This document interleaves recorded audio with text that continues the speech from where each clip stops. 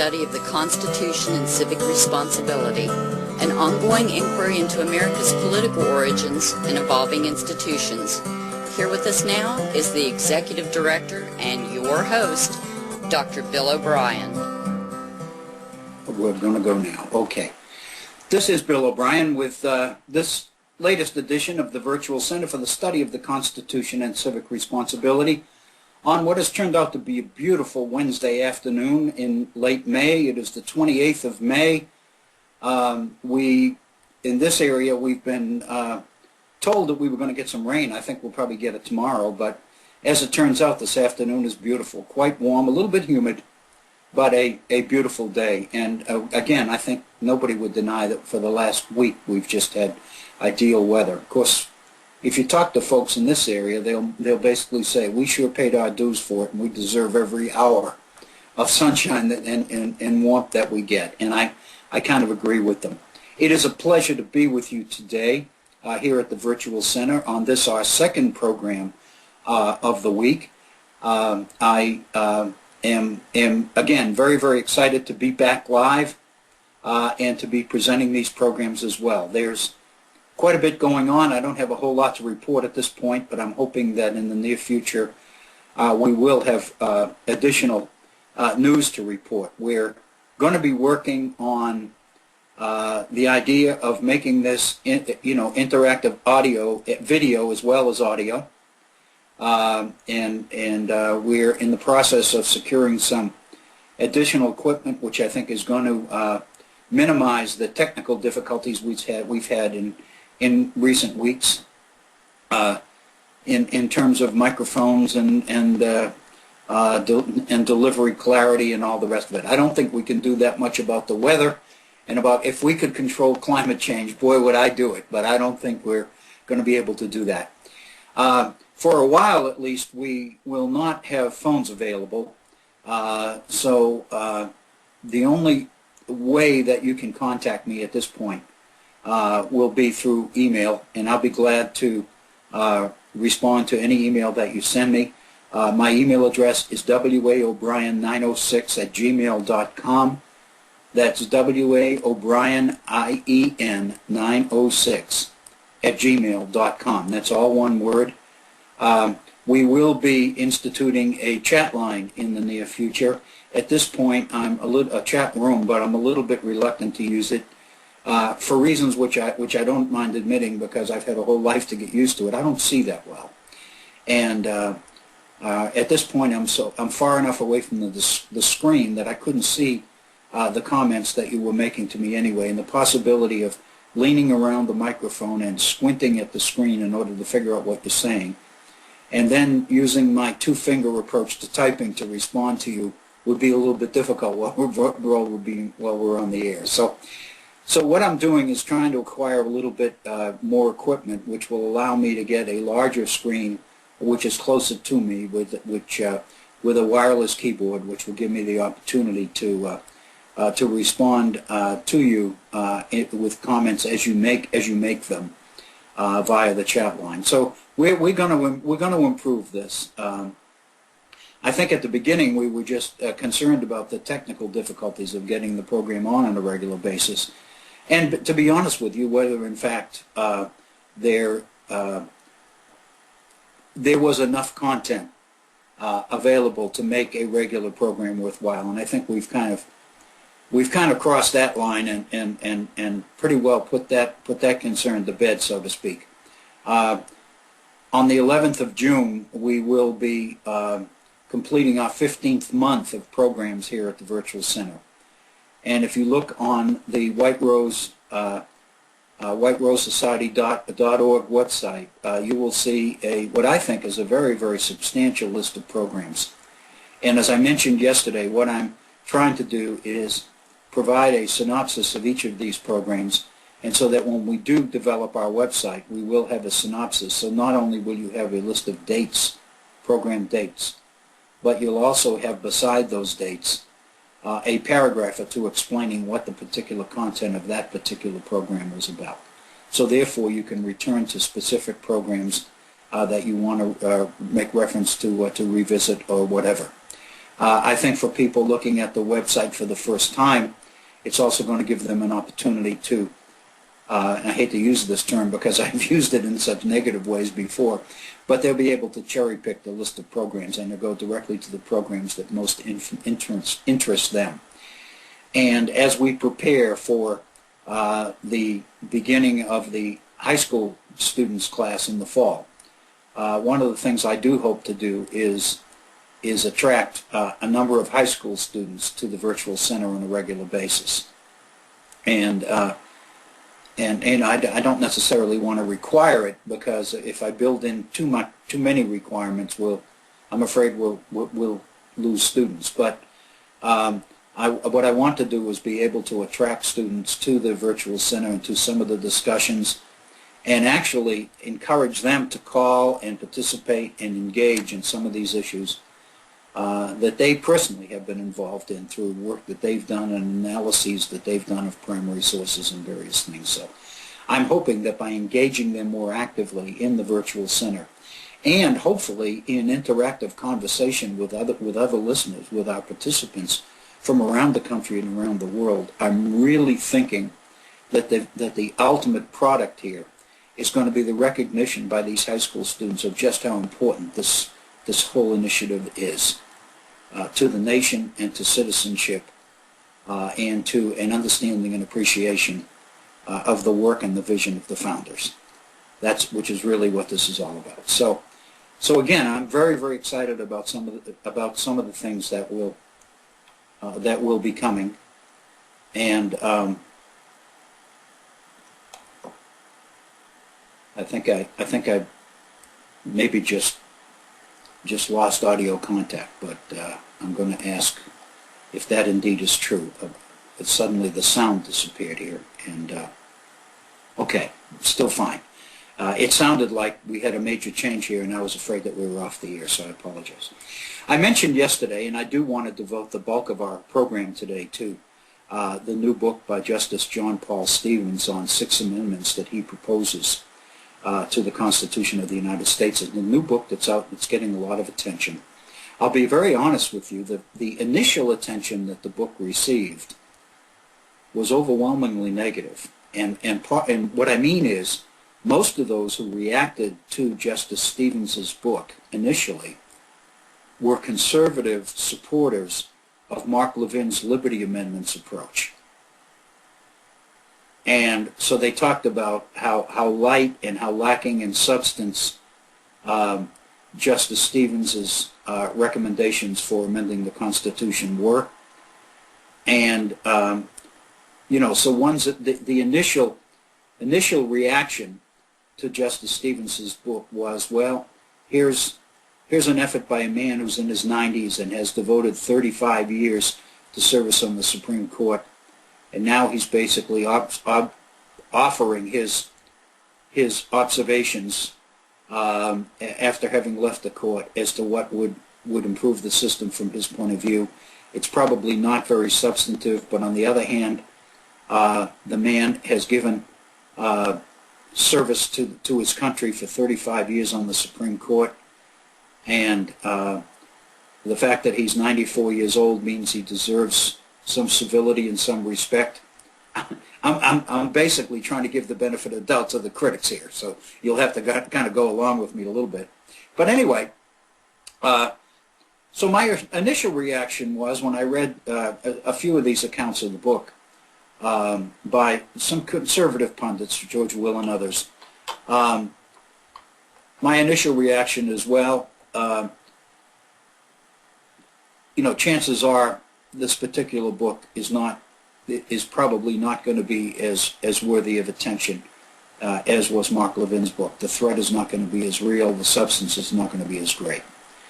Well, the fact of the matter is, the more information we get on this book and the more appreciation we get for Justice Stevens's skills as a jurist, the more we begin to realize that these 6 amendments, from his perspective after 35 years on the court, is in many ways quite substantive and quite important. So, as I mentioned yesterday in previewing today's program, I'd like to spend the bulk of our program today addressing the amendment proposals, the recommendations of Justice John Paul Stevens as outlined in his recently published book entitled Six Amendments for strengthening the Constitution of the United States. I don't have the exact title. Let me get the exact title for you, because it seems unfair. Justice Stevens' book is entitled Six Amendments, How and Why We Should Change the Constitution. And the one thing I will say, and then I want to do a little bit of something else before we get to this, but let me kind of tease you a little bit with the following statement. The one thing I will say that seems to link these six amendments of Justice Stevens' recommendation, one thing that seems to link them together is that every one of his proposals is in response to a Supreme Court decision that he felt demeans the meaning and the substance of the Constitution of the United States. In other words, this book and the recommendations in it are Justice Stevens' effort to highlight the damage that's being done in recent years to the Constitution of the United States and to the founders by some of the most recent Supreme Court decisions. And you can tell that Justice Stevens is probably lining up as one of the first recommendations for change that he addresses is the Citizens United decision, especially since he himself penned a dissenting opinion to that decision that exceeded 83 pages. So, and you're right. And so we'll be going into that, and that's what I'd like to devote the bulk of our program today, because not only do I think that the six amendments are worthy of attention, but I also think also worthy of attention is a comparison of the similarities and differences between these proposed changes to the Constitution and the changes being proposed by Mark Levin in the Liberty Amendments. And I think what we're going to be able to get from these is a clear difference, a clear way to distinguish between the different kinds of amendments. But before we do that, I was doing some reading today, and again, I usually spend at least 2 or 3 hours a day in the 18th century. My friend John Kaminsky at the University of Wisconsin on the Federal Ratification Project used to tell us that he spends his life in the 18th century. Well, I haven't quite reached that point yet, but I usually, since we began these programs on the Virtual Center, I usually spend 2 or 3 hours a day in the 18th century. And the irony is, the more time I spend there, the more I'm kind of enjoying it. So, but anyway, one of the things that I was doing today was reading the debates in the first Congress after George Washington is inaugurated as first President of the United States, and after the first Congress is gavelled into session in the summer of 1789, after ratification finally becomes official in late 1788. The first Congress takes up the business of the nation, the very first Congress under the Constitution. And one of the most visible speakers, activists in the first Congress, in the first House of Representatives, understandably, is James Madison of Virginia. Because James Madison is following through on his commitment in Virginia at the ratifying convention to make the addition of a Bill of Rights, inclusion of a Bill of Rights in the Constitution of the United States, one of Congress's first orders of business. And so with this in mind for future programs, I really plan in a future program to kind of take us through the debates in Congress in order that we can see some of the arguments for and some of the arguments against the idea of affixing a Bill of Rights to the Constitution of the United States. And I'm very careful in the way I explain this, because Madison's first initial thinking was that the Bill of Rights that he's proposing ought to be integrated into the existing Constitution. That originally Madison didn't support the idea of adding 10 amendments at the very end. His idea of amending the Constitution was to make changes within it.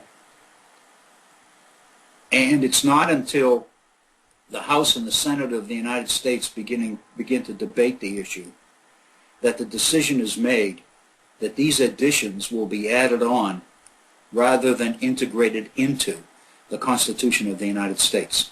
So when I say Madison's speeches on adding a Bill of Rights to the Constitution, and then the next time I made reference to it, I said integrating a Bill of Rights into the Constitution, there's a real difference there. And to Madison and some of the representatives who are involved in this issue in the first Congress, this is a very, very important distinction. In other words, whether you integrate amendments into the existing Constitution or whether you add them on as a series of amendments 1 through 10 on the very end, which is what we end up doing. And whether it's one or whether it's the other, if you think about it, makes a difference. I mean, this is kind of seems like a minor point, a stylistic point, but there's more to it than style. Because many members of Congress argue on the floor of Congress that if you start making changes internally to the existing Constitution that was ratified by the states, then what you're suggesting is that the original Constitution approved by the people of the United States in their state conventions had deficiencies. And in making these changes within the body of the Constitution, you're acknowledging that the people approved a document with deficiencies, with problems, with things that needed to be changed. Whereas if you add them on to the end,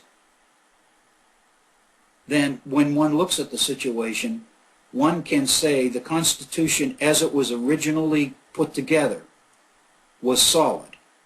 And these amendments are just that, additional changes that we decided to add after the fact.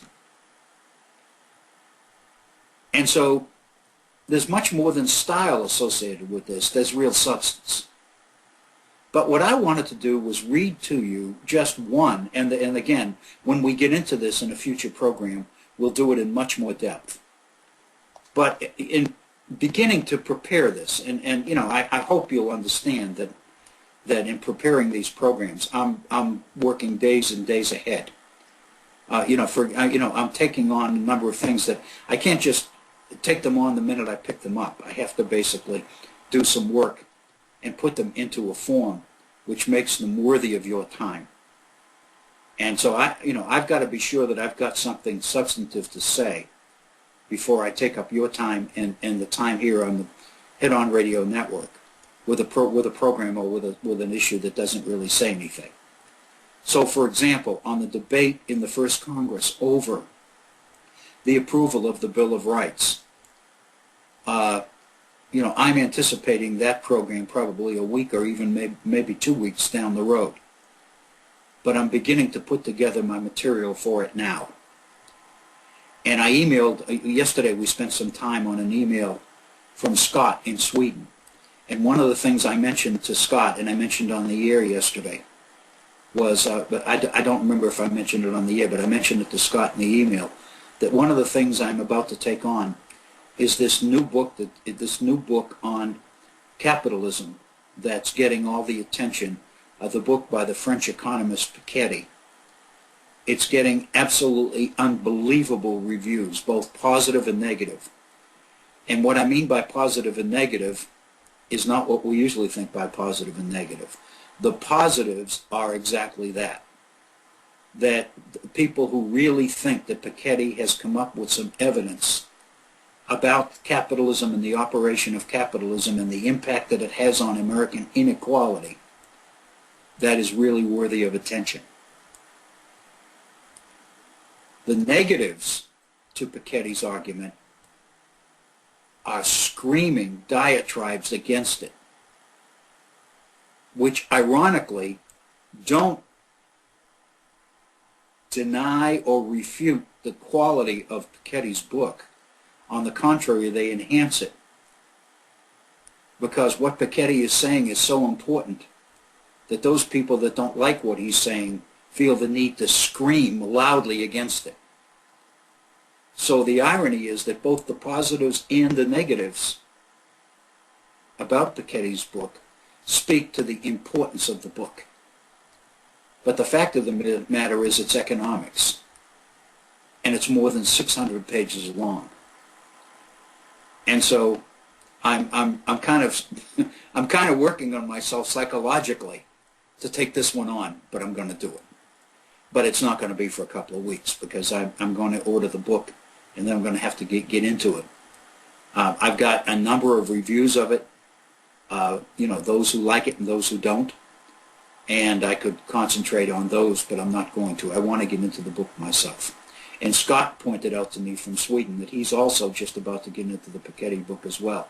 As he says, I'm probably not as intimidated as intimidated by it as you are, because my degree is in economic geography, so I'm much more familiar with economics than he's much more familiar with economics than I am. I'm not an economist, but I'm going to take it on anyway. I've learned quite a bit of economics just by reading this stuff, so I continue to learn, and that for me personally, that's what makes this whole initiative so exciting. Is that even though I'm not actively teaching full-time anymore, I'm still learning, and I'm still reading, and I'm still thinking, and I'm still sharing, and I'm still debating, and I'm still academically and intellectually alive, and I love that. So I'm hoping that my mind is the last thing that goes, and I pray that that's true. Anyway, let me share with you. This is a speech. The debate on the floor of the Congress is whether to take up a Bill of Rights or not. And these are the debates in the House of Representatives from the Gazette of the United States, June 10th, 1789. Let me just, just as background information or context, let me suggest to you that the only thing we have on the Constitutional Convention that is meaningful and substantive are James Madison's notes.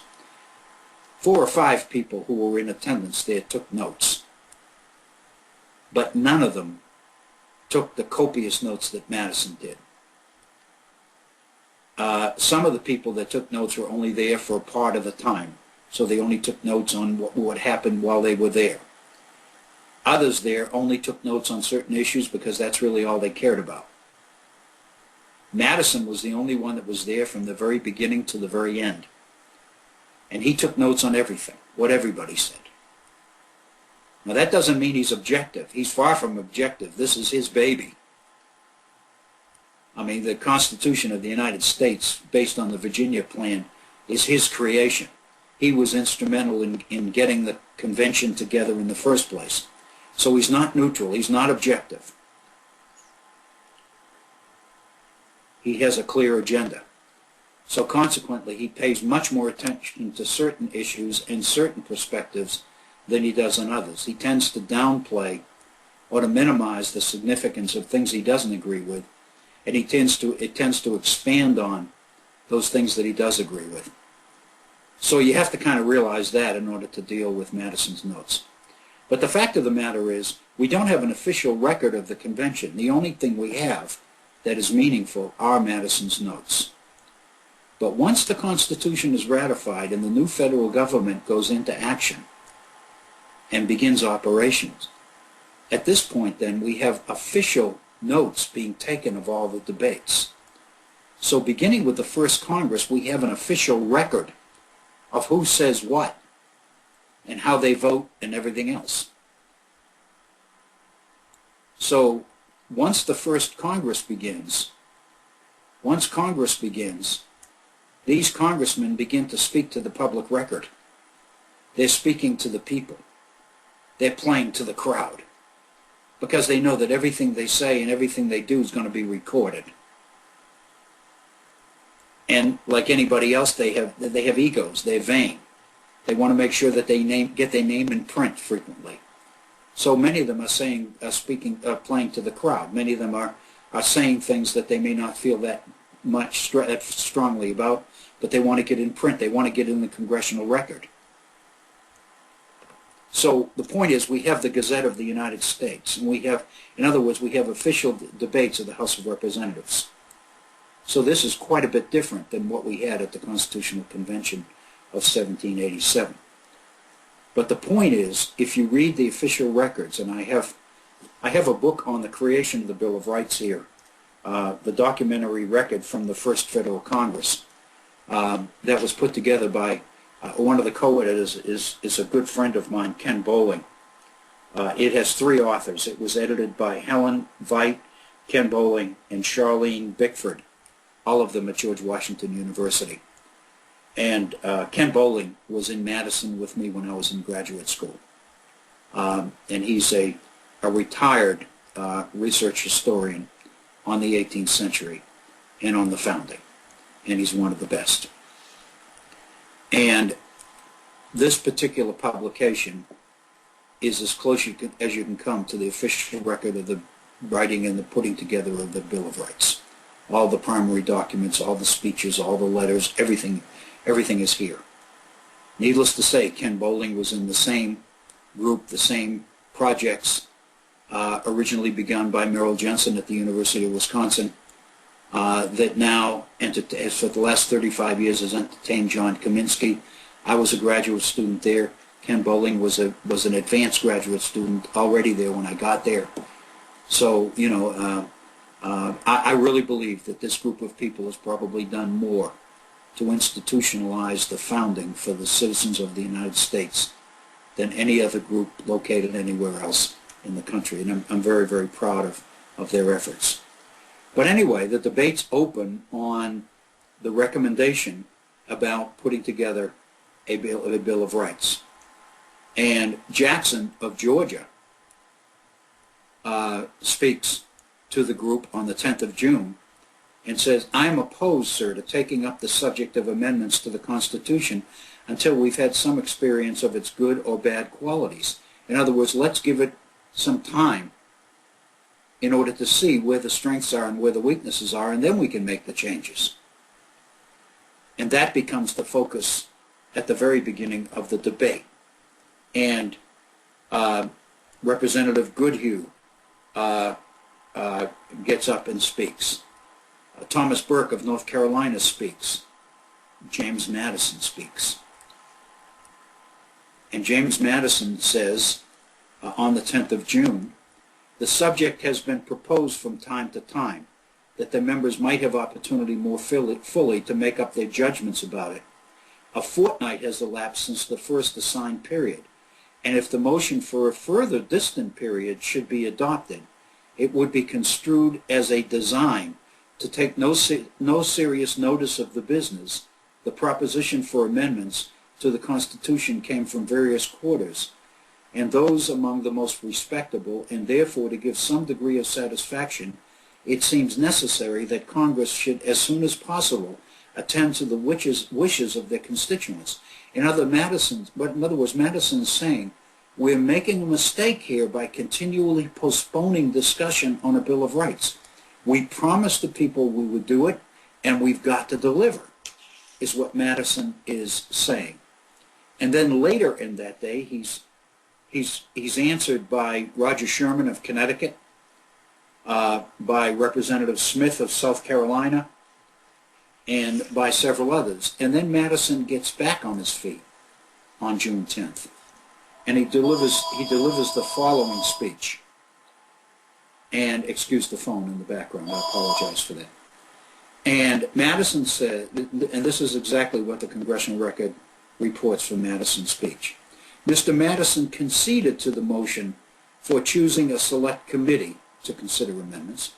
He then observed that he thought it would be attended with salutary effects should Congress devote at the present time at least one day to this business." Now, get this. This is important.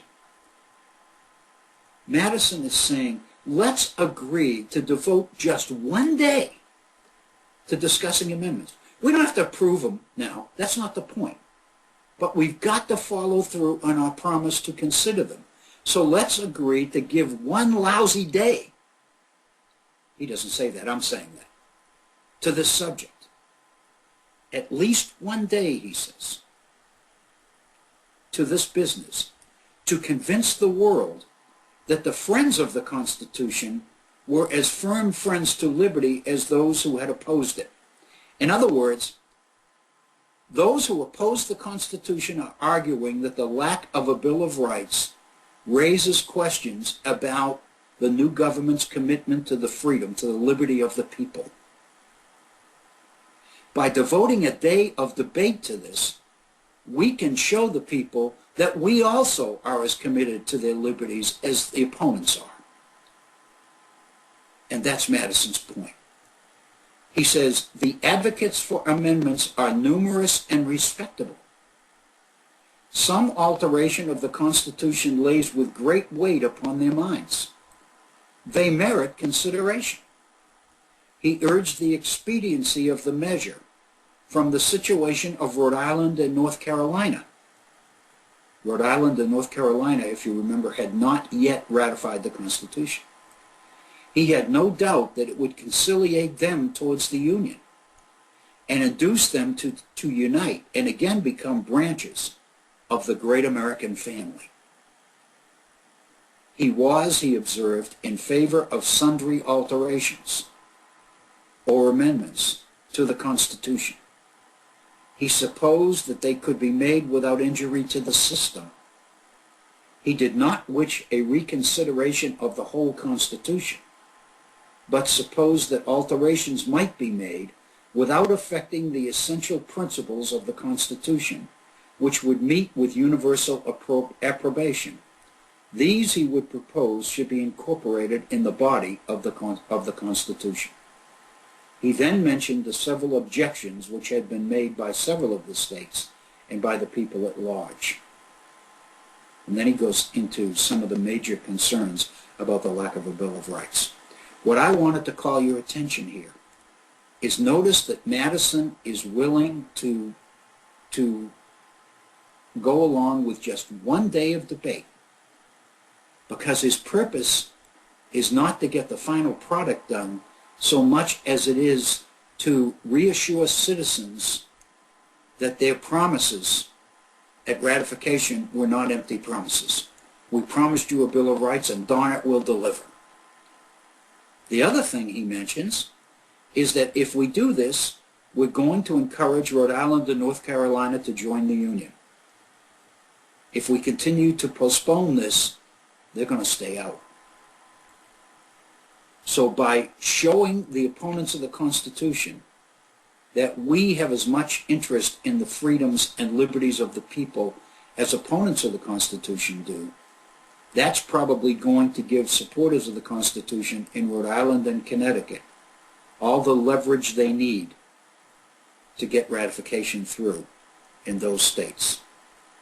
And then finally he says he is in favor of alterations or amendments to the Constitution that can be made without injury to the system. He did not wish a reconsideration of the whole Constitution, but supposed that alterations could be made without affecting the essential principles of the Constitution.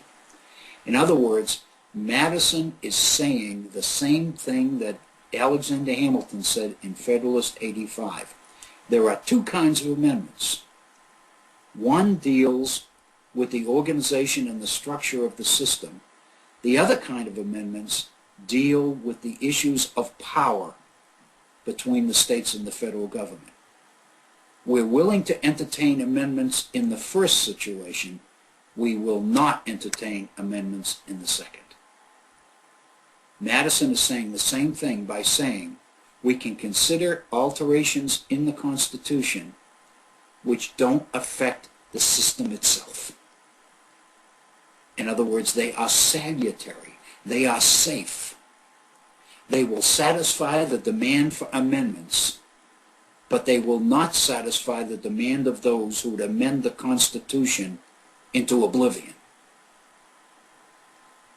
And to put this issue to rest for today at least, let me go back and point out that the Levin amendments, the Liberty amendments by Mark Levin, are amendments would substantially alter the structure of the Union.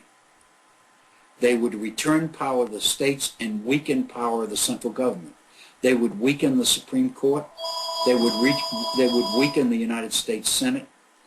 They would give the states the ability to recall congressmen and senators.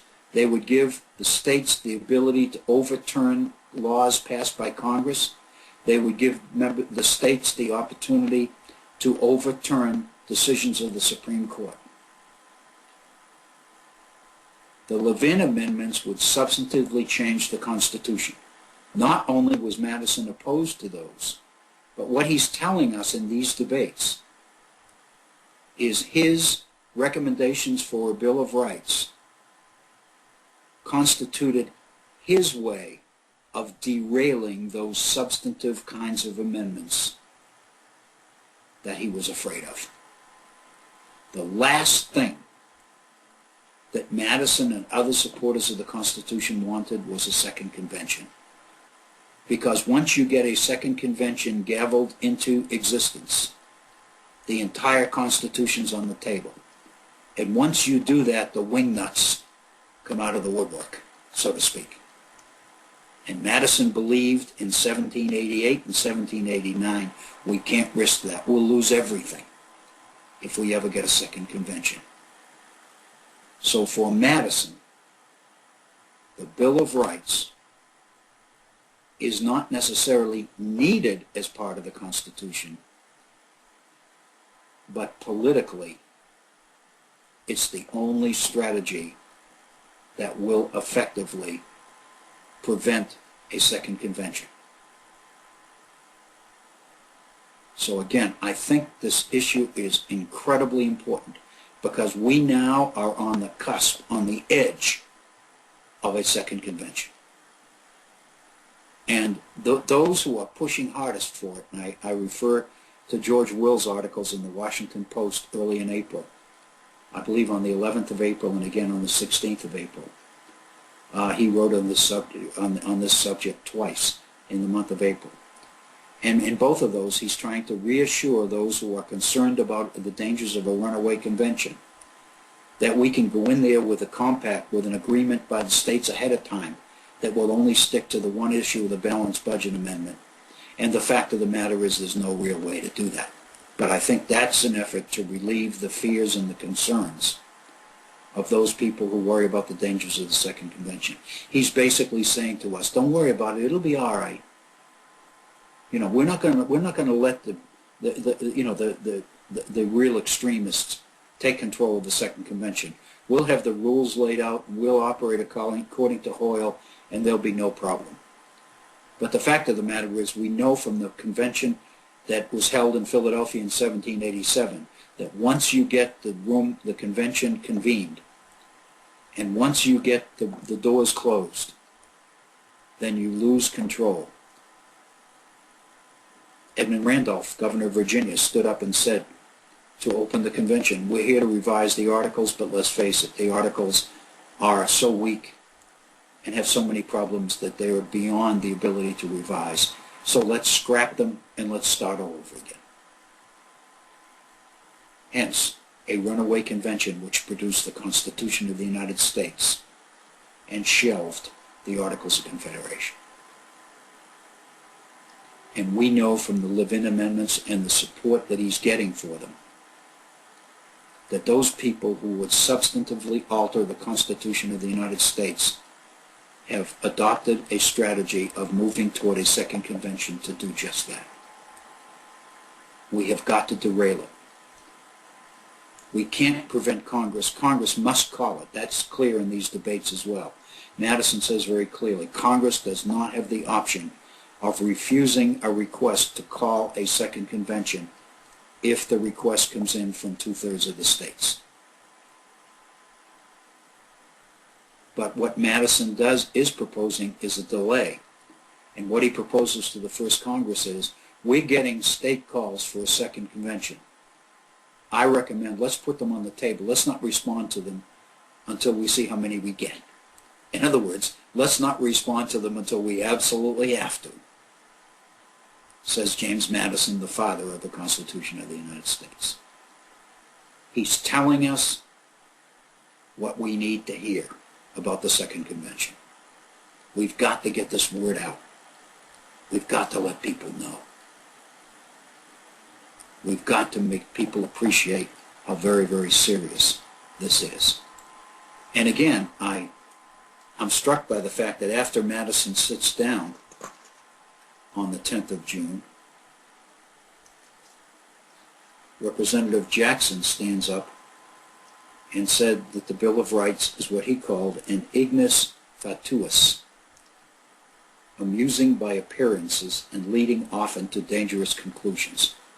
In other words, Jackson's argument is the minute we begin to propose alterations to the Constitution, we're sending a message to people that there are problems with it. We don't want to do that. So let's wait. Let's wait a little bit longer. Let's see how the system works. Let's find out what changes are needed, and then we'll make them. So that's the debate in the first Congress. And again, I want to devote a future program to this, and I want to isolate some of these arguments and put them together so that we can see how this goes and how the first Congress proceeds. Jackson says on the next day, I'm of opinion that we ought not to be in a hurry with respect to altering the Constitution. Madison comes back and says, if we continue to postpone from time to time and refuse to let the subject come into view, it may occasion suspicions, which, though not well-founded, may tend to inflame or prejudice the public mind against our decisions. They may think we are not sincere in our desire to incorporate such amendments in the Constitution as will secure those rights. And the debate goes on. It's fascinating. Our students can read this stuff. Our students don't need textbook authors to tell them what the founders believed and what they wanted. They can read these debates themselves. Not only can they read them, but they can understand them. And they can see through them. They can see the assumptions behind them. They can learn to read in ways that they've never been allowed to read before. That's the value of primary sources. I could stand here and talk for hours about James Madison and the whole issue of his position on the Bill of Rights. But all you have to do is listen to a speech that he delivered on the floor of Congress, and it makes perfect sense. Madison, there he is. He's saying exactly what he believes. Why not let our students read that? Why not let them write their own textbook? Instead of reading what somebody says the debate over the Bill of Rights is about, let our students read the debate over the Bill of Rights and let them write up the history of what the debate over the Bill of Rights is about. They're the ones we want them to understand, or that we want to understand it, not the authors of textbooks. So, in essence, that's kind of an extension of the discussion yesterday on this course that we'll be doing in the fall. It's going to be exclusive. There's going to be any textbook. It's going to be exclusively primary sources. It's going to be speeches. It's going to be letters. It's going to be journal articles. It's going to be comments that people made in private, one to the other. And I think it's going to be exciting. We're at 45 minutes after the hour in our first hour in today's program, and I wanted to get that in. I didn't know that it necessarily would take 3/4 of the first hour, but I really do believe that it's really an important issue. But I do want to get to Justice Stevens's new book entitled Six Amendments: How and Why We Should Change the Constitution. And let me tell you that, as I mentioned at the outset, that the first reactions to the book were very negative.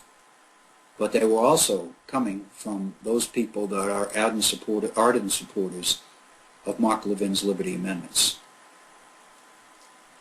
So the initial impression that was created the minute Justice Stevens' book hit the market, hit the bookshelves,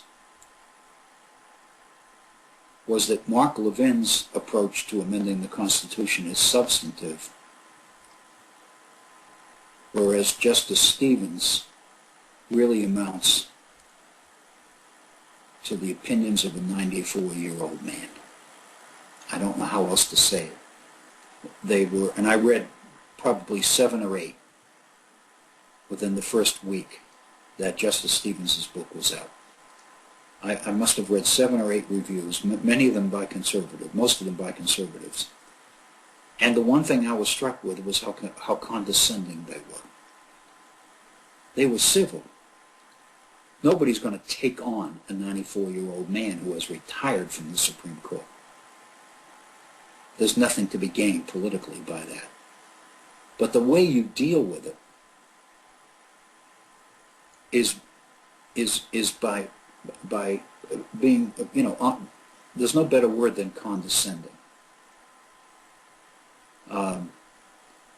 You're kind of stroking the guy and saying, nice try. No harm done.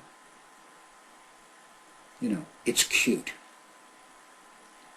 Well, the fact of the matter is, the more time people have had to digest Justice Stevens' recommendations, the more it's becoming clear that Stevens' 35 years on the Supreme Court and his 83-page dissent in Citizens United give us a fairly good idea of a man who may be up there in years, but whose mind is still sharp as a tack.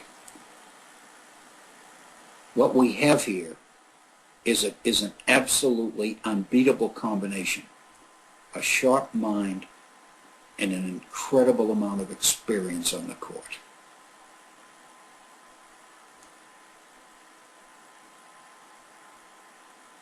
One of the best reviews of Stevens' book that I've read is in the most recent, the June edition of the New York Review of Books. And if you permit me a moment here, as an aside, because I know a number of you out there we read everything. I know some of the people that email me, it seems like they read everything, and I admire that so much. They seem to read everything because they're sending me links to articles from various journals and websites and blogs and everything else. But the fact of the matter is, most of us don't have that kind of time. And what we want to do is read the stuff that's really substantive.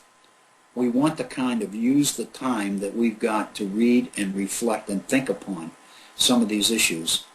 We want to make the most efficient use of our time possible. And let me tell you that over the years, I've found one of the best resources that enables us to do this is the New York Review of Books. It's expensive to subscribe. It's quite expensive. But it's quite substantive. As a teacher, for a number of years, like other teachers, I used to, years ago, I used to ask students to do book reviews, to read books and write reviews of them. And you would get these bland, lacking in substance reviews that in some cases raise questions as to whether the person writing it really read the book at all. In some cases, the reviews would say things that were in direct contradiction to what the book itself said.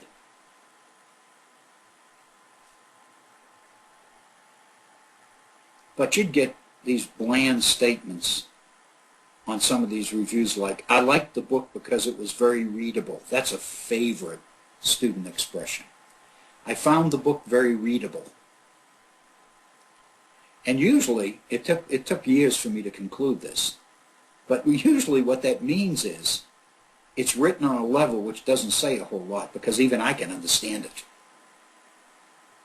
Because one of the things I found is that not all that many of our students can read that well and that critically. The one thing I found about the New York Review of Books is that the reviews in it are substantive. They are meaningful. They are extensive.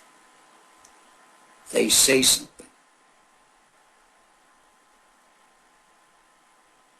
What I've concluded, and believe me, I've thought about this a lot, is that after you read a review of a book in the New York Review of Books, you know whether that book is worth reading or not. You know whether you want to read it or not, whether it's worth purchasing or taking out of the library or ordering on Kindle or however else you do it. Because there's so much information, you know pretty well what the book is about, what's in it, what its strengths are, what its weaknesses are, what the author's intent was. In other words, all that analytical depth is in these reviews. The reviews are written by high-quality reviewers. They are substantive and they are meaningful, and they make the publication itself worthy of subscription.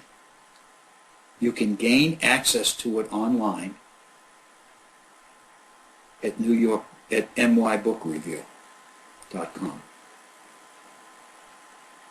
But understandably, because the publication is for sale, all the articles in it are not available free online. Only by becoming a subscriber do you get that. But usually, as a tease, what they will do is put some of the articles in each month's publication available online for no charge.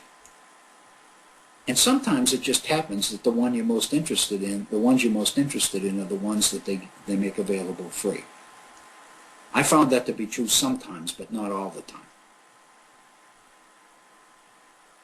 But over the years, I've subscribed to the New York Review of Books, and then I found myself falling behind. I have 3 or 4 copies of it sitting on the desk, and I haven't really had time to go through them. And then once that happens, I usually say I'm not going to renew again because I can't keep up with it. And part of the reason is because the reviews are so substantive, they're so meaningful.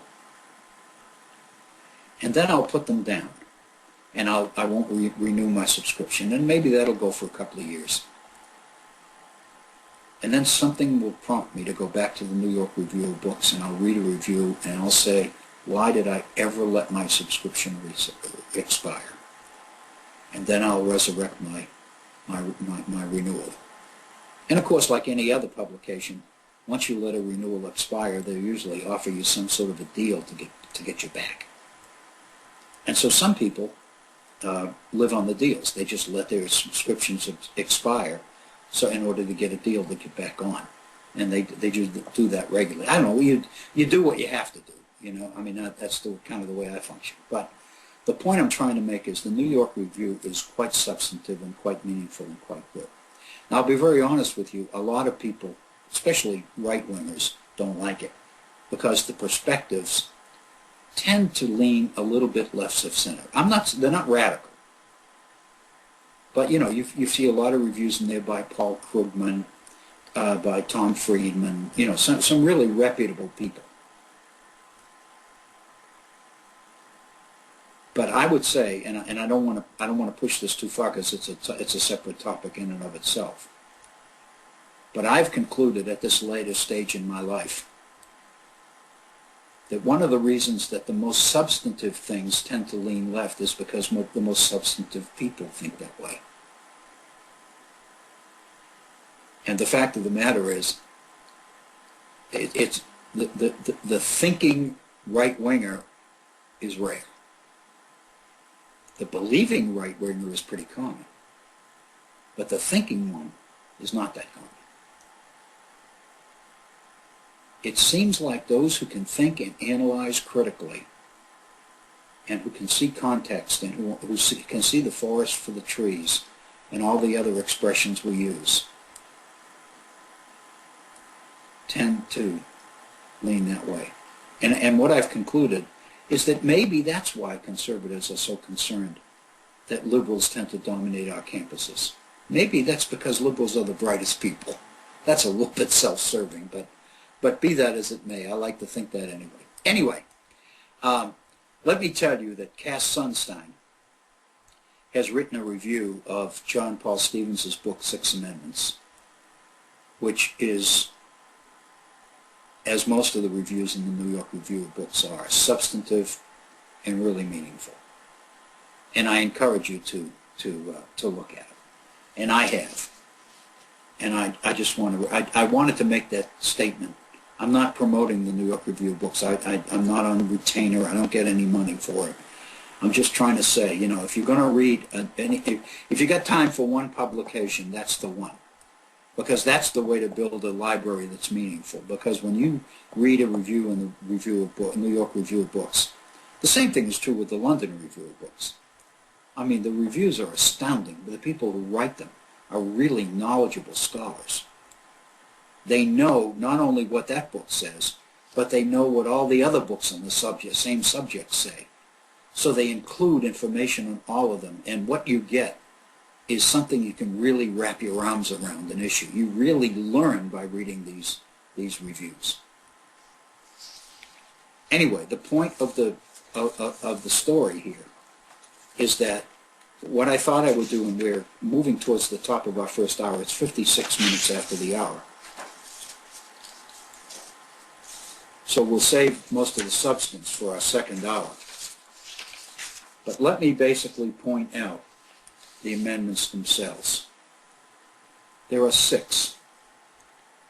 The first one relates to the Second Amendment, to guns. The second one relates to campaign finance reform, Citizens United. The third one relates to the death penalty. The fourth one to political gerrymandering of congressional districts.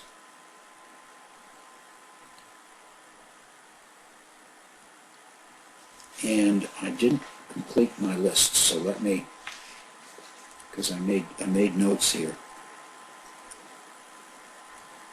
The fifth one deals with federalism itself. The fifth proposal deals with a Supreme Court decision that makes it illegal for the federal government to require state officials to do anything, arguing that this is a violation of state sovereignty. Stevens believes that decision was a mistake, and he wants to correct that with a constitutional amendment. And then the Sixth Amendment deals with the right of citizens to sue states. The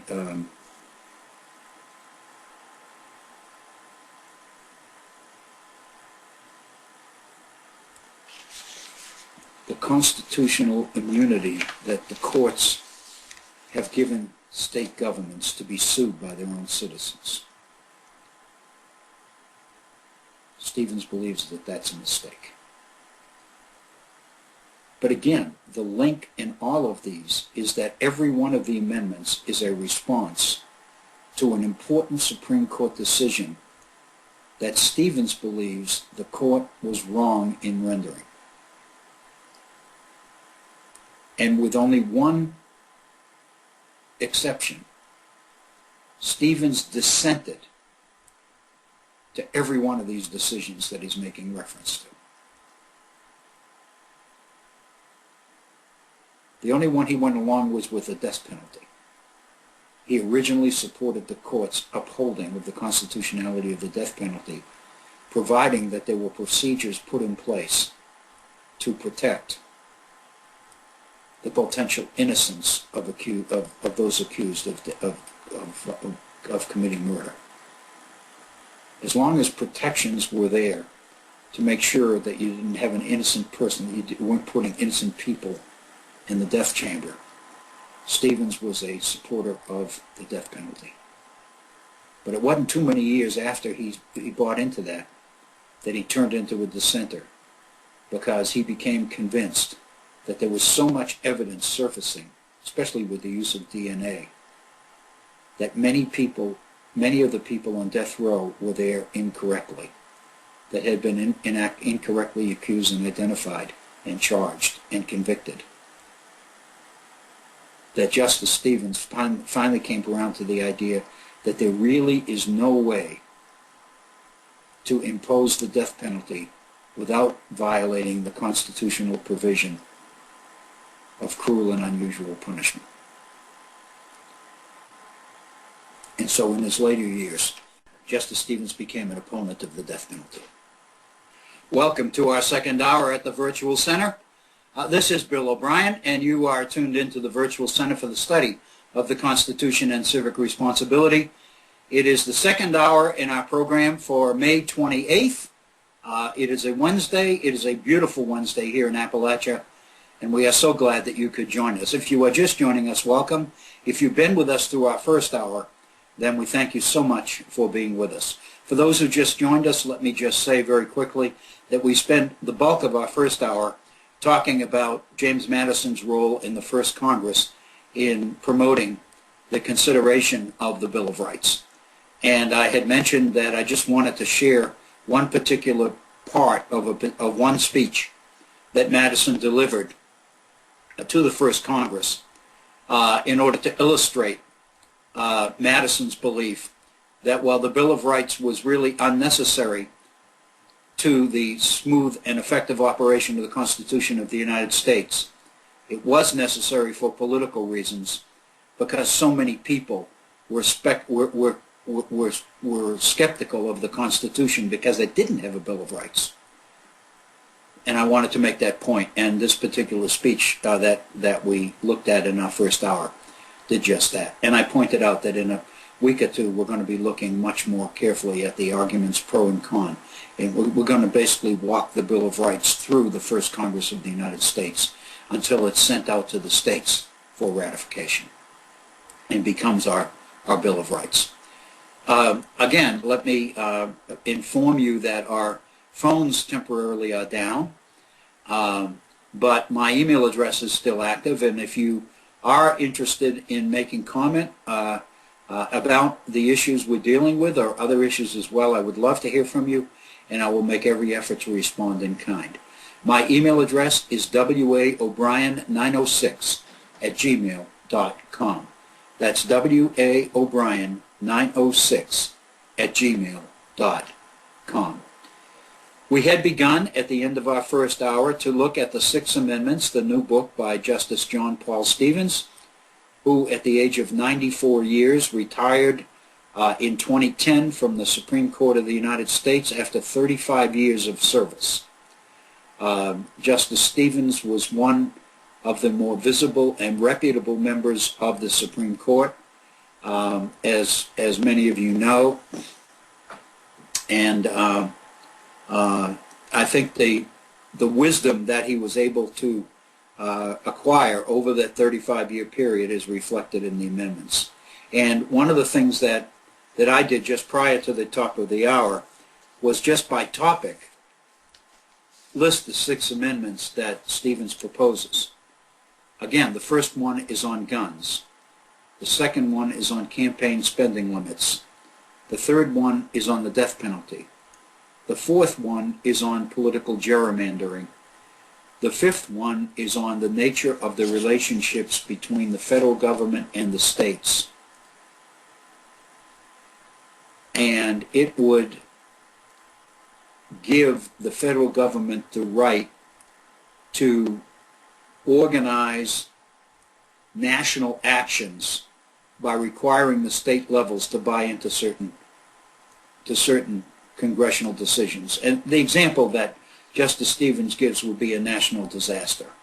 That if the federal government was trying to lead a national effort to respond to a national disaster, then it would be necessary to be able to manage and to control and to organize state response.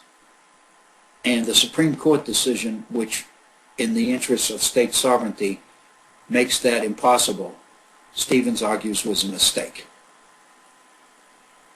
And then the last amendment that he proposes is the same thing. It deals with the idea of giving state governments immunity against being sued by their own citizens. And the principal reason for that decision was to protect the treasuries of the states. In other words, the fear was that citizens would go to the federal government in order, or would go to court to sue state governments and raid their treasuries by getting very lucrative settlements. And so in order to prevent that, the court effectively established immunity of government from being sued by its own citizens. Justice Stevens believes that that has allowed behavior to surface which makes that decision a mistake. And specifically, Justice Stevens is referring to state actions taken under the Fair Labor Standards Act of 1938. The Fair Labor Standards Act is the legislation that created the minimum wage, and it requires certain moral and ethical behavior in the treatment of employees, of working people. And states, because of the immunity that they've been granted by the court, have found ways, in Stevens feels, to trample on the legitimate rights of working people. And Stevens believes that we need to overturn that decision. Just looking at these 6 issues before we go into a few of them in some depth in the rest of this first hour, I mentioned that the one thing that these amendments seem to have in common is that they are all responses to previous Supreme Court decisions. Stevens is responding to decisions that he believed the Supreme Court has made in error in recent years, and with one exception, that on the death penalty, Stevens dissented against every one of the particular decisions that become the basis for his recommended amendments. One of the things that you pick up in Cass Sunstein's review in the New York Review of Books is that Sunstein is one of these people that believes that the Constitution is pretty good as it stands, and that we don't want to adopt the process of too quickly amending the Constitution. And what he points out, even in most of the recommendations for amendments that Justice Stevens makes, that there are alternatives short of amending the Constitution to address some of the issues he raises. And so his argument is that we need to be very, very vigilant in protecting the founders' intent to make amending the Constitution difficult. Article 5 makes the amending of the Constitution extremely difficult. We've only had 27 throughout its history. The amendment, because of the way it is written, because it is so susceptible, the Constitution, because it is so susceptible to Supreme Court interpretation, because you can change the operation of the Constitution by altering the interpretation of particular sections of it in deference to changing circumstances in the nation at large, that it really hasn't been necessary to amend the Constitution all that many times. In fact, as Sunstein points out, almost half, 13 of the amendments, happen in 2 specific moves. The first 10 amendments, the Bill of Rights, were all passed in an initiative begun in 1791, and then right after the Civil War, 13th, 14th, and 15th Amendments were approved. So if you add those up, that's 10 and 3. 13 of the 27 amendments were passed during those 2 periods of extreme change and challenge in America. And of course, one of the amendments that is passed is prohibition, and one of the other amendments rescinds it. So they cancel each other out. So that makes 15. So that means that other than those 15, the 10 amendments of the Bill of Rights, plus the 3 amendments adopted right after the Civil War, plus prohibition, one to implement it, the other one to cancel it, that totals 15. Only 12 other amendments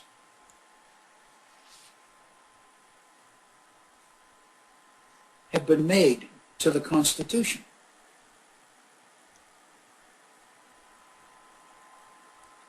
And I'm quoting from Cass Sunstein's piece here in the New York Review of Books because I think it's very informative.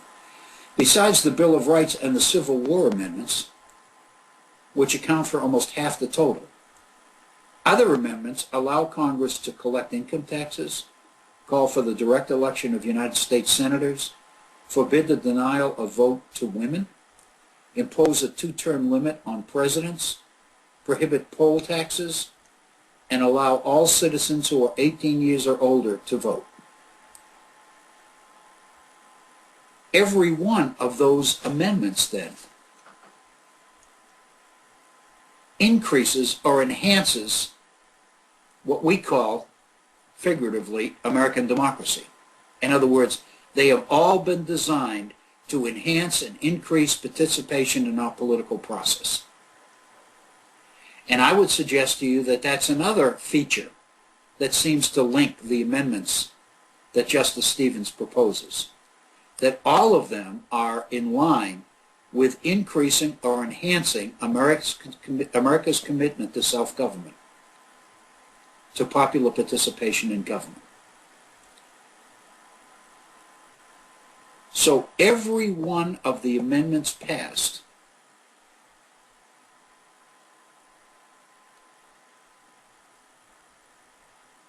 as well as the amendments that Stevens is proposing are all linked, and that all of them are designed to promote and enhance self-government in America.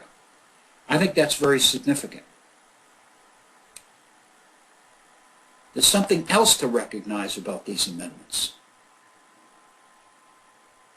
One of the things we recognize is that many of the same subjects occur in Mark Levin's Liberty Amendments.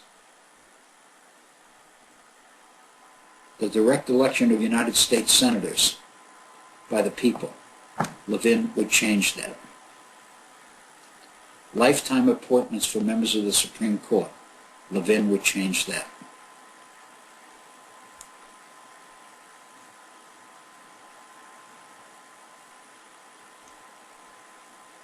Political gerrymandering, which has allowed the Tea Party to take control of so many states. One of Stevens's amendments would reverse that. The interpretation of the Second Amendment, which has turned the Second Amendment into the protection of an individual's right to own to carry a gun, was not in the original plans in the Constitution either. Stevens would change that.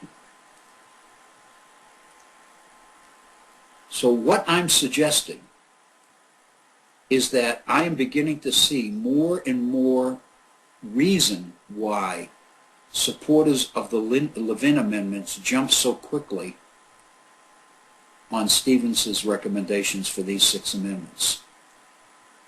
Because those amendments, in many cases, are aimed directly at what has put supporters of Mark Lynn's Liberty Amendments in the position they are in right now, namely, on the edge of the calling of a second convention. Of course they would criticize Stevens's proposed amendments, because Stevens' amendments would put them back in their place. It would, for all practical purposes, derail the chances of a second convention. It would derail the power of big money in American politics by overturning Citizens United. it would take the unconscionable amounts of money being poured into our political system out of that system. It would define the nature of congressional districts in such a way that gerrymandering would, for all practical purposes, become impossible. It would fix the dangers to this country in the movement towards the Second Convention that we see reflected in Mark Levin's Liberty Amendments proposals. Of course, supporters of Mark Levin would jump all over the Stevens book and would make light of it and treat it in a condescending manner with rather meaningless and rather insulting platitudes. Kind of suggest we really have to be kind. The man's 94-year-old, he's doing the best he can, etc. But what that does, that's in many cases, that's more demeaning than would be outright criticism.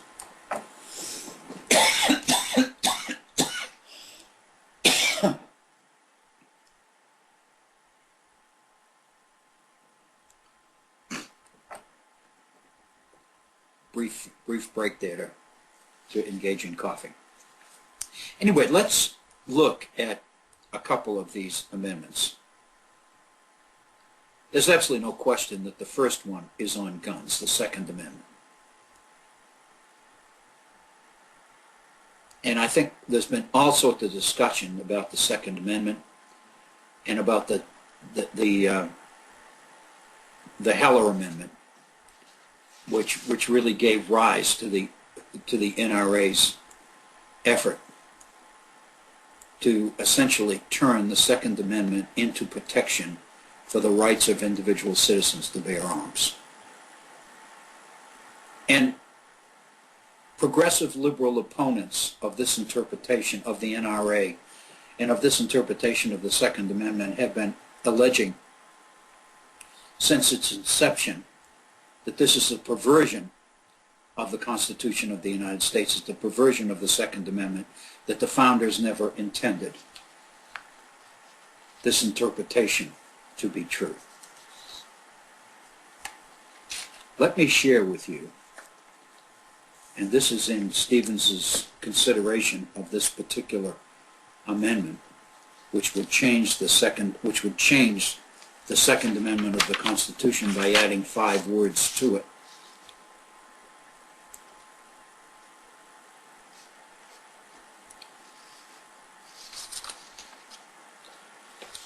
And basically, the Second Amendment, as we know, reads as follows: a well-regulated militia, being necessary to the security of a free state, the right of the people to keep and bear arms shall not be infringed. That is what the Second Amendment says. A well-regulated militia, being necessary to the security of a free state, comma, the right of the people to keep and bear arms, comma, shall not be infringed. And Stevens points out, rightly, that for years scholars have been debating over the commas, the placement of the commas and all that, and trying to understand the changing interpretation that seems to have come into vogue of the Second Amendment. What Stevens points out is that all of this has happened since 2008 in the Washington, D.C. decision, District of Columbia versus Heller, in which a majority of the court effectively reversed the traditional historical interpretation of the Second Amendment. The Second Amendment had always been tied to the issue of militia. And I think I'm probably preaching to the choir here on some of this, so I don't want to spend a whole lot of time on it. But the fact of the matter is, the general interpretation, the traditional interpretation of the Second Amendment has always been that this nation from the very beginning was founded on the idea of people, of citizens' responsibilities to stand up and defend their government. And in order to do that, they needed to be in the militia. And in order to be effective in the militia, they had to have guns.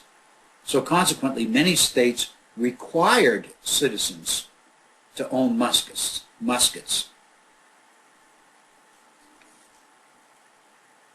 As a result of the 2008 Heller decision, the court turned that decision on its head by turning the Second Amendment into a defense of an individual right to own guns, to own firearms. And that's the one that Stevens would change. And he points out, and I wanted to share some of the evidence that he uses because I think it's significant. In 1991, on McNeil-Lehrer, which was Public Broadcasting's nightly news broadcast, in 1991, the guest was former Chief Justice Warren Burger.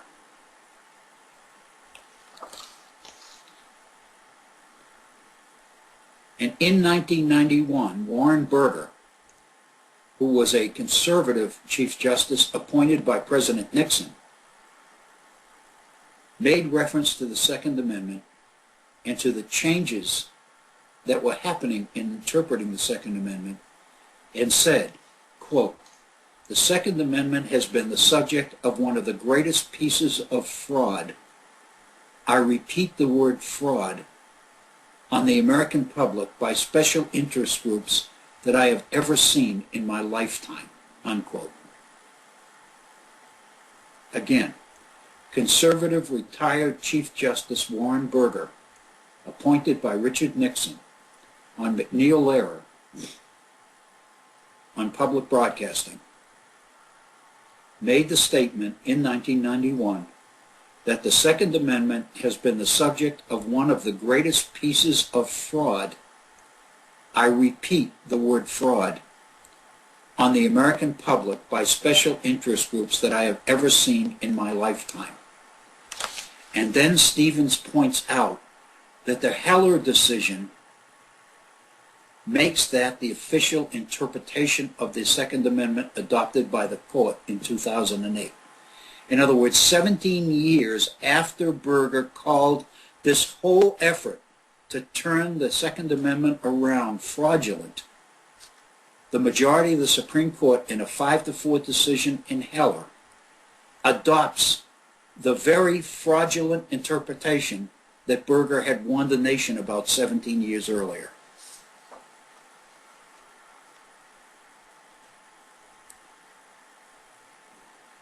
Stevens believes that in the process of changing this, the original interpretation of the Second Amendment was destroyed. And instead, the decision increased the court's powers to oversee state and local governments' police powers when it comes to the possession and ownership of firearms. Traditionally, states and municipalities had the right, through the police powers recognized in the Constitution of the United States, to regulate gun ownership and gun use. And the court's interpretation of Heller in 2008 basically takes away that sovereignty of local government by giving the power to the courts to control the individual's right to bear arms. Stevens doesn't say it this way, but what this interpretation in Heller amounts to is judicial activism, which is what conservatives always accused liberals of during the Warren Court in the 1960s and 70s, during the era of civil rights, when the Brown versus Board of Education decision was rendered. Conservatives responded negatively by arguing against this classic definition example of judicial activism, and conservatives always adopted the position of judicial restraint. Courts should not make law, courts should only interpret law. But in this particular decision in 2008, the Supreme Court is making law by overturning 200 years of interpretations of the Second Amendment. Justice Stevens would reverse that by saying that democracy itself, and not judges, should decide on what regulations are necessary to minimize gun violence in America. Stevens says that as a remedy for, quote, what every American can recognize is an ongoing national tragedy, he would amend the Second Amendment by specifying that it applies only to those who keep and bear arms, quote, when serving in the militia, unquote. If you added those 5 words to the Second Amendment, when serving in the militia, Stevens believes that that would right the misinterpretations of the Second Amendment, which have been perpetrated through the efforts of the NRA to control public opinion and the media. It's obvious that conservative interests would challenge that particular interpretation. Let me share with you an article that appears in the May 19th Capital Pro publication online by Michael Waldman. The title of the article, How the NRA Rewrote the Second Amendment. Under that title, the following: the founders never intended to create an unregulated individual right to a gun. Today, millions believe they did. Here's how it happened. And Waldman lays out in spades in this May 19th article exactly how the NRA and other interest groups began the campaign that lasted through the 90s and into the early 21st century, leading up to the Heller decision, when the majority of the court made its decision in Heller, redefining the Second Amendment into the right to own a gun. It was merely following public opinion, which interest groups had successfully converted to this particular point of view, so that now public opinion in America seems to believe that the founders intended the Second Amendment to protect an individual's right to bear a gun, to own a gun. Let me share with you a couple of items of information in this article which will change, I think, those minds. During the debates over the Constitution and ratification, as we know, Anti-Federalists opposed the new Constitution. What states worried about more than anything else was a federal government that would create a standing army.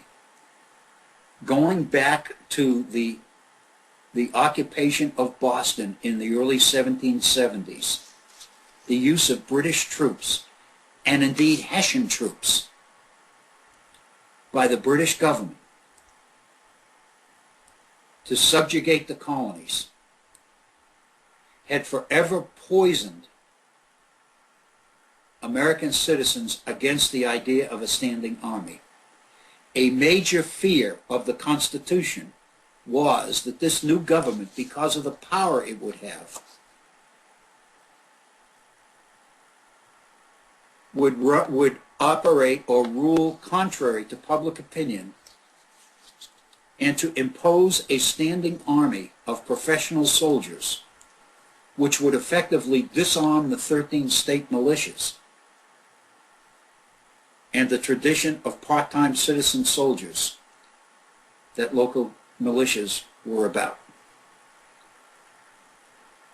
Waldman points out that every white man from 16 to 60 was enrolled in the state militias, and that many actually required citizens to own weapons. In the Congress of the United States, when Madison first introduced amendments to the Constitution under the Bill of Rights on the 8th of June, 1789, Madison proposed 17 amendments.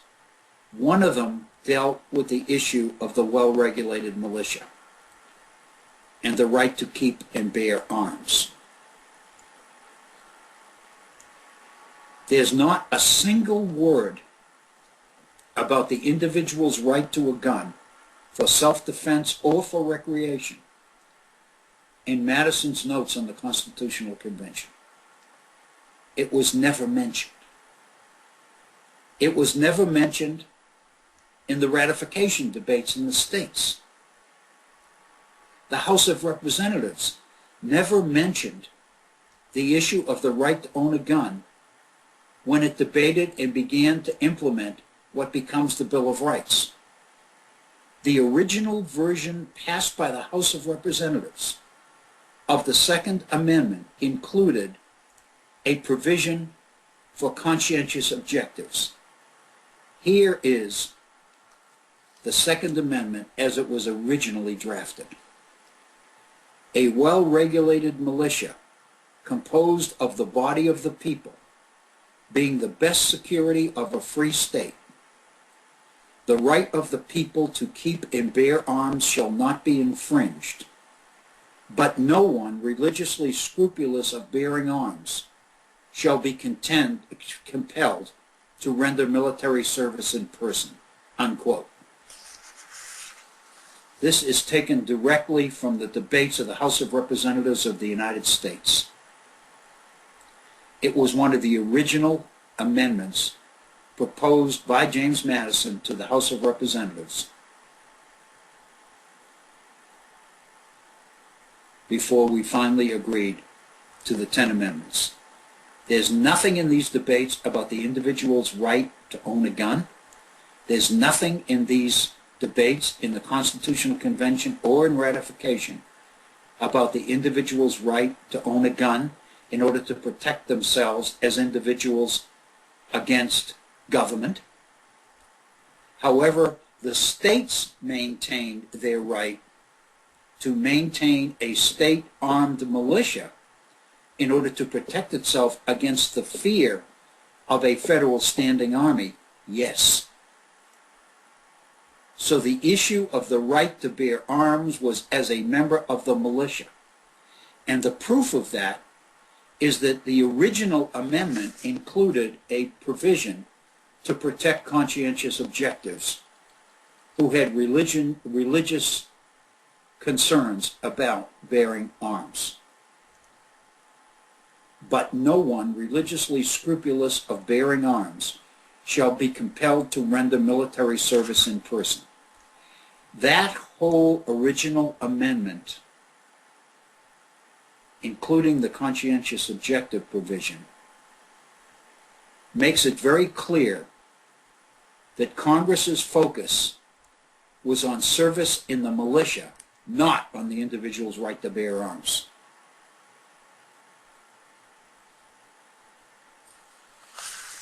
Waldman even compiles more evidence on this.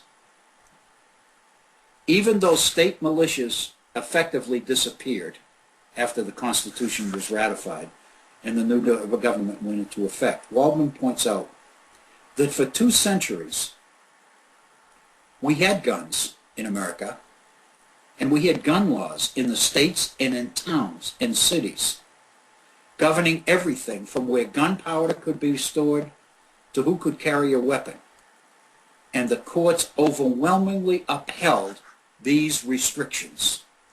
States and municipalities could regulate who owned a gun and who didn't, could regulate where gunpowder would be restored, and every time it came to court, the court upheld the rights of states and municipalities to regulate gun ownership.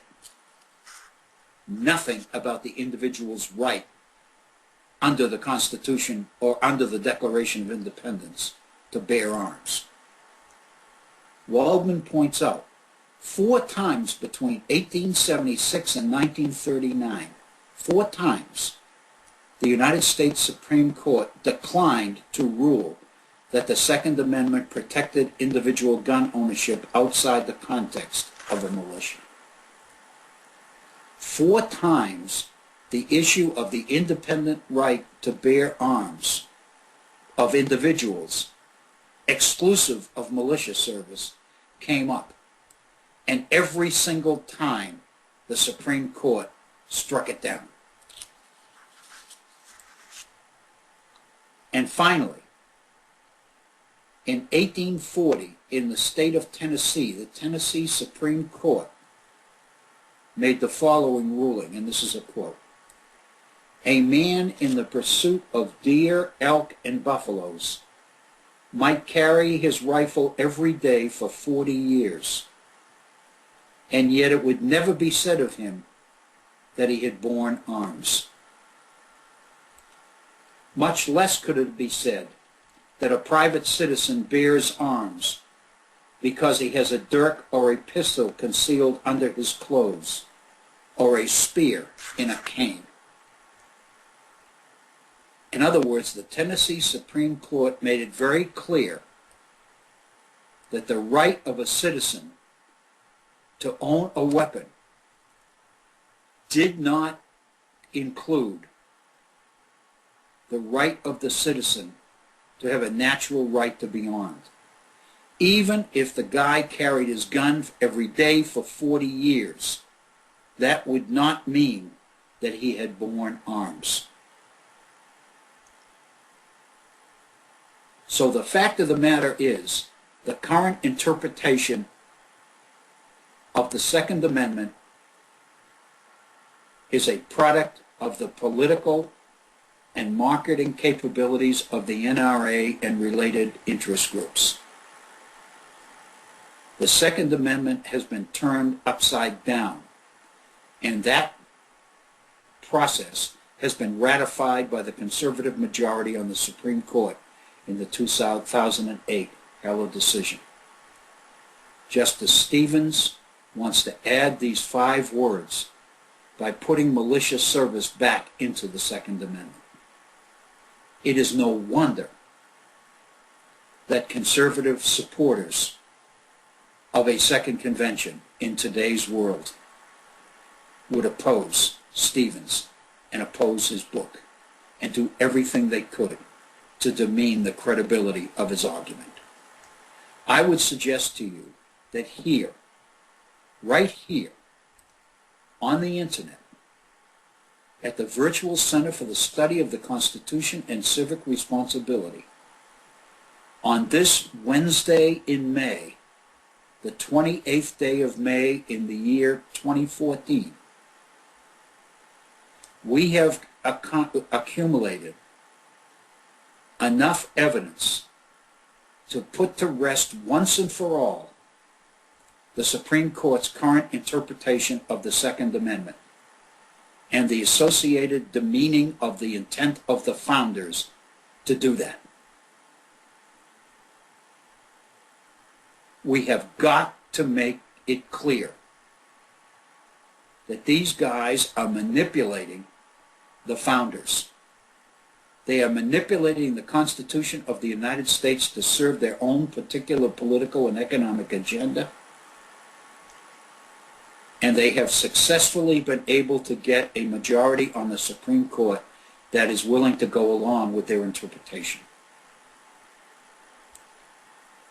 Nobody's arguing for an abolition of the Supreme Court. But we sure need a change in appointments. And all of that is going to be determined at the ballot box, which leads directly into the issue of gerrymandering political districts, congressional districts, in order to put believers rather than thinking American citizens in offices of responsibility as representatives of the citizens of the United States. No wonder Justice Stevens makes putting an end to political gerrymandering by defining a legitimate congressional district in such a way that political gerrymandering, like racial gerrymandering, is no more. The nation has accepted, everybody has accepted, the position that government should not and cannot redraw districts, congressional districts, in order to accommodate racial outcomes and racial agendas. Gerrymandering for racial purposes has been struck down by the Supreme Court over and over and over again. We accept that racial gerrymandering is not constitutional. Justice Stevens would make a change in the Constitution of the United States in order to render political gerrymandering in the same funeral pyre, if you will. It would be put to rest for once and for all. And because of the ideological makeup of today's political situation, political gerrymandering has created a political situation in America which divides ideologies to make the point of compromise and negotiation less and less possible.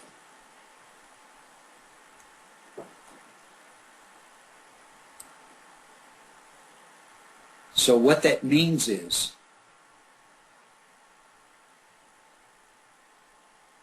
that the nature of our political system as created by the founders to create moderation and compromise and encourage negotiation is being destroyed by the ideological divisions that exist in America today, which have been created by and continue to be actively pursued as a result of political gerrymandering.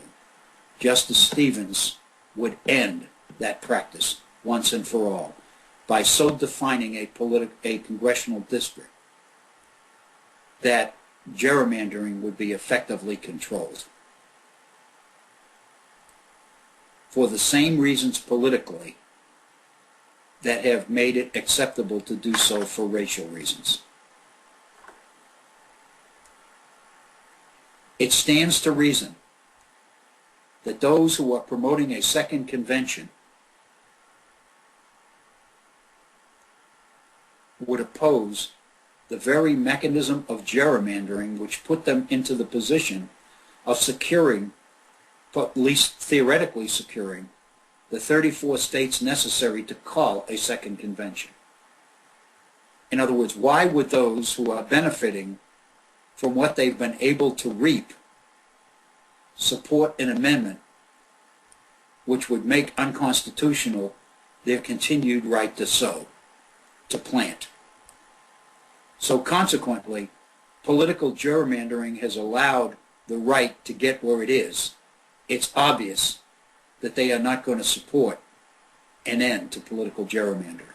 Hence, they would oppose vehemently Justice Stevens and his proposed amendment to ban political gerrymandering once and for all in America in order to restore political sanity and civility to our political system.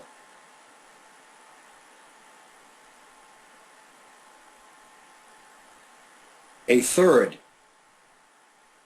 proposed amendment by Justice Stevens relates specifically to Citizens United and to campaign finance reform.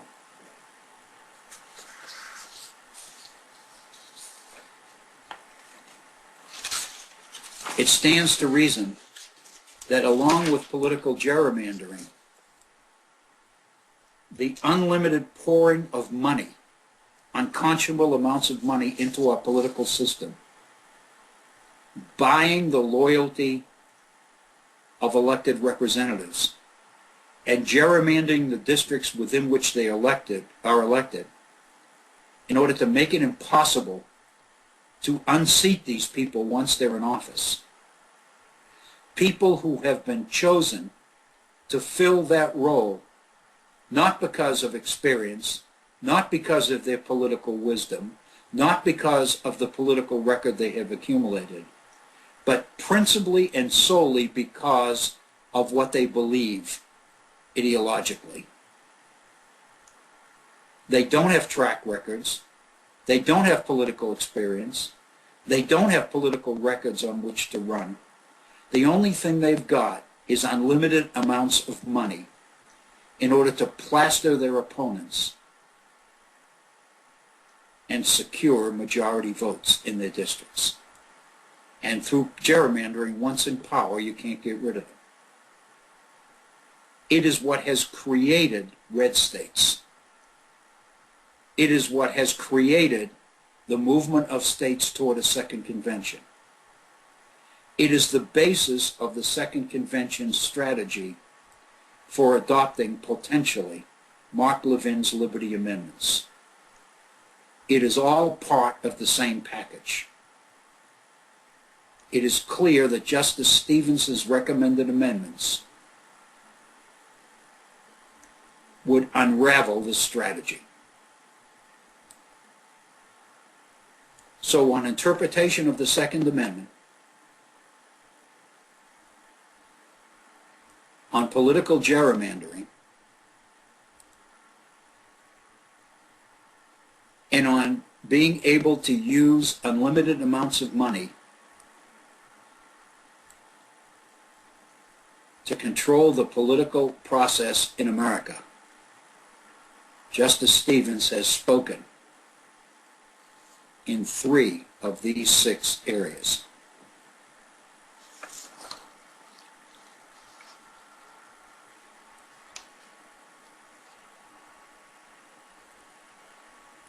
In the area of campaign finance, I don't think we can admit that we can overlook the dissent that Justice Stevens wrote in Citizens United. I said it was 83 pages. It is 86 pages. I've read it. I printed it out and read it. In fact, I think my copy printed out to 93 pages. But in the records of the Supreme Court, in the official records, it's 86 pages. This is from Sunstein's article on Stevens's book in the New York Review of Books. In spite of the 86-page dissent in Citizens United, Sunstein argues that Stevens's principal objection is to the court's first significant decision in campaign finance, which came in 1976 in the case of Buckley versus Vallejo, and we have addressed this decision before. In that case, the Supreme Court upheld the right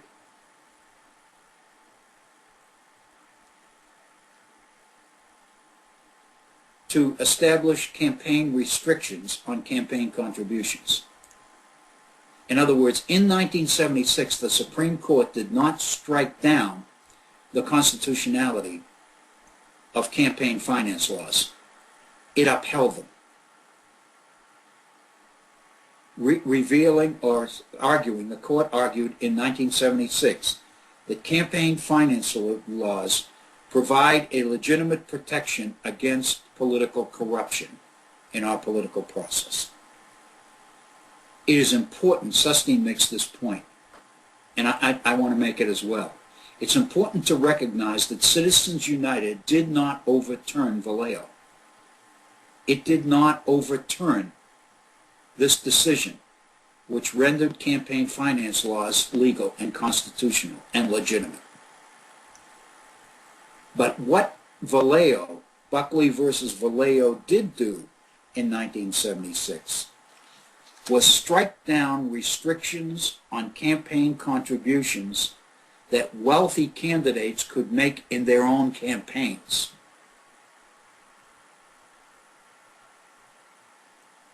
In other words, it upheld the right of Congress and state legislatures to limit the amount of contributions to political campaigns. But it struck down limits on people's political contributions to their own campaigns.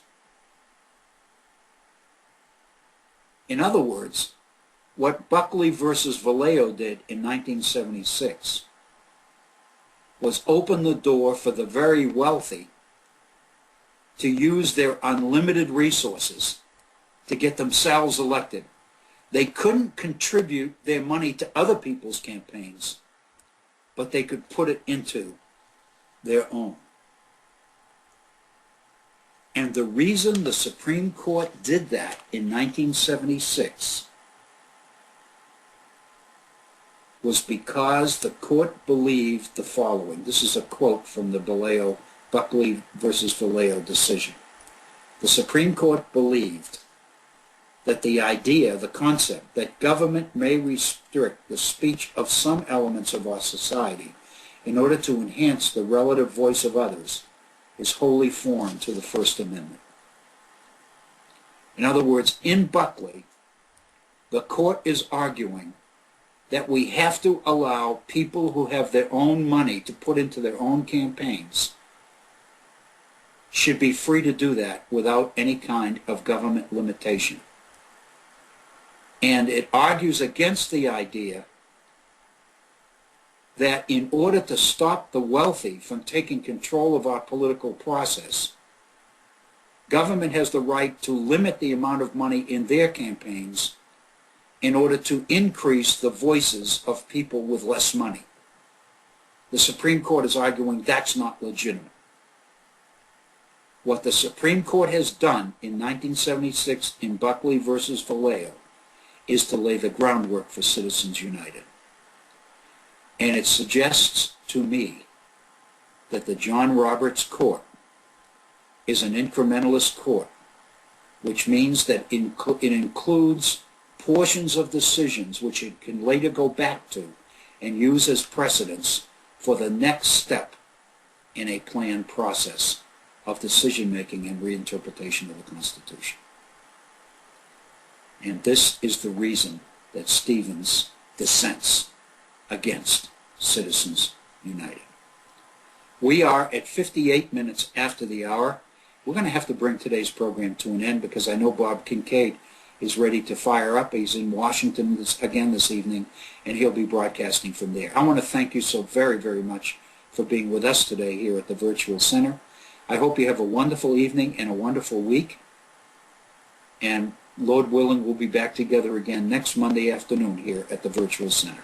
This is Bill O'Brien bidding you farewell and thanking you for the opportunity to be with you today. Thank you.